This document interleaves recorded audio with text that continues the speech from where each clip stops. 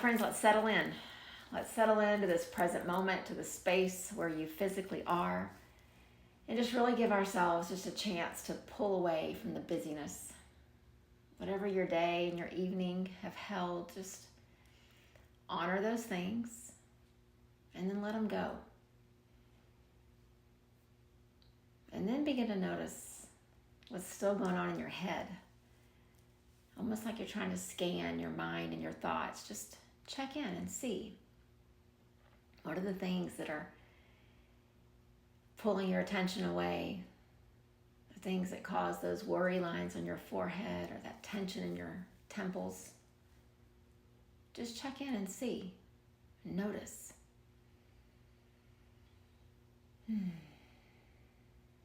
And then let's turn our attention to the breath. Just begin to just settle. Just allowing the deep breath to fill you up and allowing the deep exhale to let you relax. Don't worry about the pace. Just focus on the filling up and on the relaxation.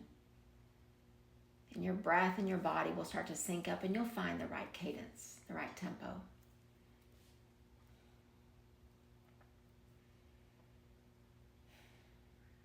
We've talked a lot in the last few weeks about our right action, about what this practice teaches us, and then once we rise up, what it looks like for us to return out into the busy world that we live in. We have looked at karma yoga from all kinds of angles. And so today, as we close this chapter on karma yoga, I want to go to a quote that I love to sit with and think about, and I know it almost sounds untrue, like it couldn't have happened, but I like to pretend that it could. And there's this quote that says that back in the day when the Buddha was walking along the earth, after he'd already been just the regular old guy and sat under that Bodhi tree and rose up this enlightened being, this enlightened teacher, he walked many, many places. Many, many miles, and met with so many people and taught so many things and changed so many lives. But there's this quote that says that as the Buddha walked, if you were to look behind him at the footprints that he left in the sand or in the dust or along the trail, you'd begin to see lotus flowers taking root and beginning to bloom. And I love, even though I know it sounds almost too fantastic to be true, I love the idea that his footsteps, the energy that he printed on the earth, it was rich enough and sweet enough and compassionate enough to sprout this beautiful sacred flower, the lotus. So I kind of picture that in my head, and I would invite you to do the same. Just think as he slowly and intentionally walks across the earth. He doesn't even have to look behind because he knows. He knows the footprint he's leaving. And so as I've sat with that quote and I've looked at it from lots of different angles over a long time, I always come back to this question for me. What's in the footprints that I'm leaving behind? And not so much the footprints of my legacy and once I'm gone from this physical body, but the footprints I leave every day. When we walk on the earth and we're rushed and we're anxious, the saying goes from Native American and indigenous people to the spiritual teachers, the sayings go that the earth feels that. The earth feels our anxiousness. The earth feels our rushing, our frustration. And that's the footprint we leave. And when we walk through our day and through our path, and all we can think about is what's next, because we have a schedule, we have a list. The earth feels through our footprints this lack of present moment living. this lack of marveling at this moment right now. And I also thought about those times, and I'm sure you've had them as well, when you wake up and the day is hard and it's heavy and the challenges just seem like they're too many, and your footsteps on the earth are just as heavy and just as sorrowful and just as dark, and the earth feels that. And then if we do believe that there's this exchange of energy between us and the earth, what do the people feel from our footsteps? Our closest family members, our partners, our spouses, our children, our grandchildren, our neighbors, our colleagues. When we walk along the earth and they intersect our path, what's in our footprint? Is it rushed?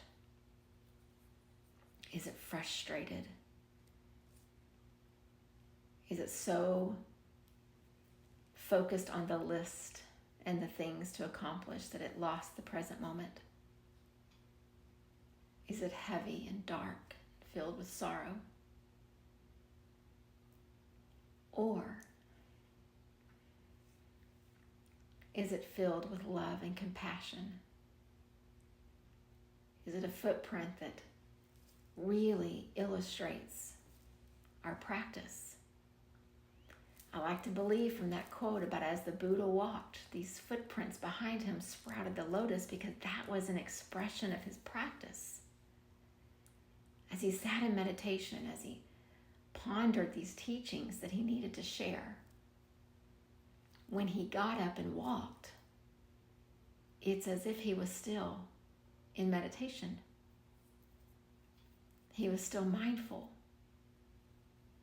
He was still contemplating the teachings. He was still intentional. And he was still cultivating this compassion within him that he wanted to be able to share with others. That's why his footprints, they say, sprouted lotus flowers. And so I don't want us to get bogged down in what our footprints have been and what people have felt. I'd like us to sit and just ponder for these few minutes that we have what it would be like for our meditation practice to continue as we walk along the earth, as we walk down the hallway of our home, as we walk through the grocery store, as we drive along the highway, as we send an email or a text message or make a phone call. Can the world feel that we've just risen up from our meditation practice? Can they feel that we're still contemplating the teachings? That we're still trying to cultivate the compassion? That we're still mindful and present as we are right now? Now I understand that our thinking mind would go to the point of, but that was the Buddha. We're just these regular people in this really busy, distracting world. But if that's where your thinking, rational mind goes, I would remind you, he started off as just a regular guy with regular distractions by his senses, regular times in his life that he gave in to these sensory gratification things of what he wanted. He lived a very similar life that most of us have lived as well. And yet, our meditation practice is very similar to that time that he chose to sit under that Bodhi tree and reflect and breathe and listen. So that when he stood up, now for him it was 40 days later, but when he stood up, the practice went with him.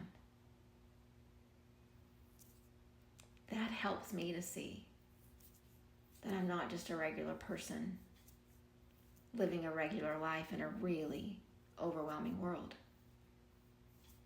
It helps me to see the potential.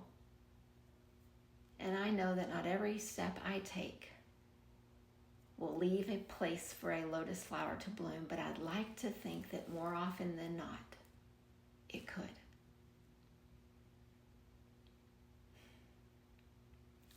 And so I would invite each of us just in our spot as we have chosen this place to be, and as we've sat through these weeks of just looking at karma yoga from all these angles, from all these perspectives, so that we understand it a little bit more. Now let's each just sit in our own space, contemplating. This is a contemplative practice, so contemplating this idea of how can my meditation time be lived out in all those other minutes? How can it truly not just inspire, but influence my footprints? The energy that I leave, the energy that they feel, the energy that's left even once I have moved on from that spot. How can this practice be lived out? First as an act of karma yoga, and then eventually as my way of being. So let's just settle into this quiet time, and let's do it with some breaths together, just to give a little calm to our nervous system, give a little softening to those muscles in our faces, give a little ease to our body. So just take a slow, deep breath in, and just sigh it out. A slow breath in, and a sigh out. One more together, in, and together out. And now let's just sit, each in our own contemplation. Just imagine what this could be.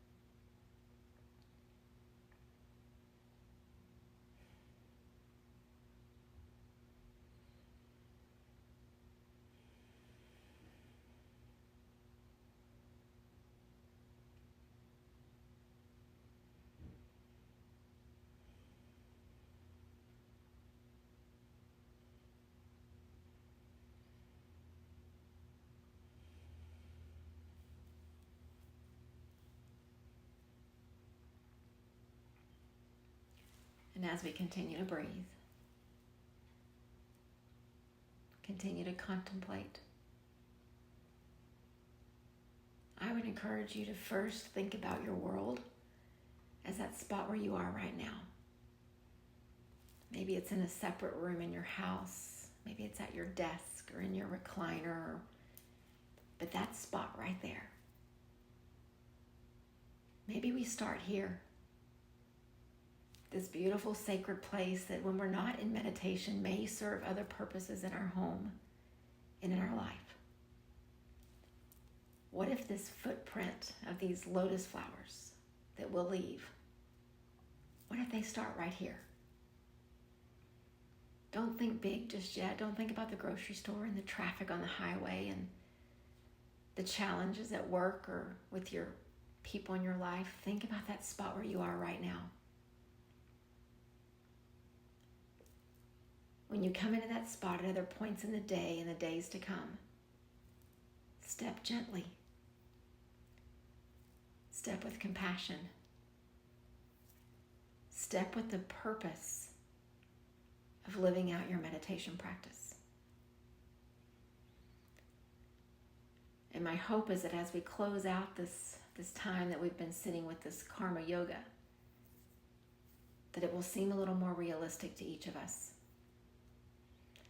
I started the path of karma yoga so long ago. I was 17 years old and I was studying and following the work of Gandhi. And in this young 17-year-old mind, I was determined to be the best karma yogi ever as I worked to right what was wrong in the world, as I worked to solve the struggles around me. But as I became wiser and older,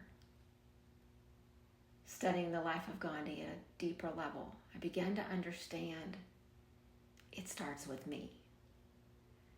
Karma yoga is not something that I do to the world or I apply to a situation. It's something that I live from my own internal work. So don't think that it needs to be big. Don't think that it's bigger than what you can do. Remember, it starts with us. At this spot where you choose to meditate, let it start there. In your heart, in your soul, in the fiber of your being, and in your space. And then allow it to begin to ripple out from there